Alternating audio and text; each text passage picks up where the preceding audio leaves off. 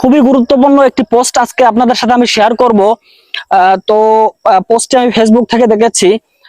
এখানে লেখা আছে, সতর্ক হন, মেয়েরা সাবধান।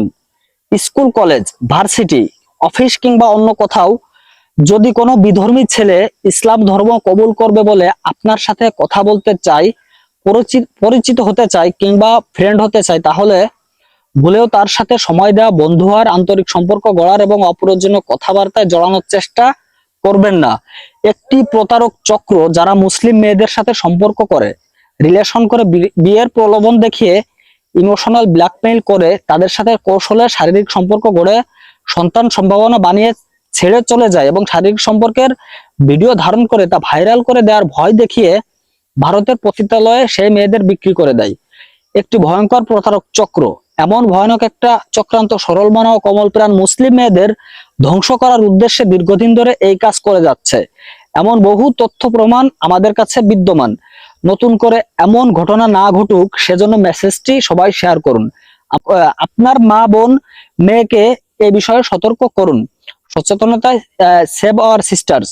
তো প্রিয় ভিউয়ার্স, আসলে পোস্টটি খুবই গুরুত্বপূর্ণ একটি পোস্ট। একজন মুসলমান হিসেবে আপনার অবশ্যই ভিডিওটি দেখা জরুরি এবং শেয়ার করা জরুরি।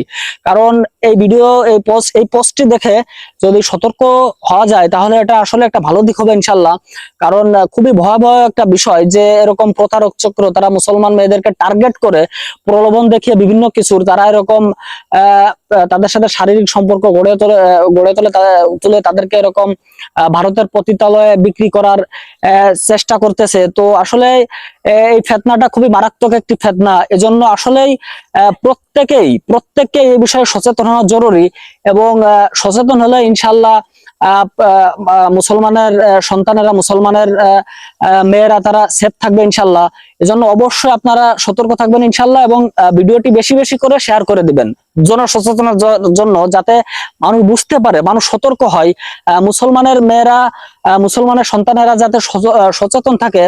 এজন্য অবশ্যই প্রত্যেকেই জনসচেতনতার জন্য এই ভিডিওটি বেশি বেশি করে শেয়ার করে দিবেন, যাতে সচেতনতা বৃদ্ধি পায় ইনশাল্লাহ।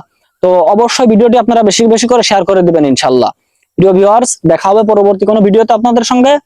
সকলেই ভালো থাকবেন, সুস্থ থাকবেন ইনশাল্লাহ। আসসালামু আলাইকুম ওয়া রাহমাতুল্লাহ।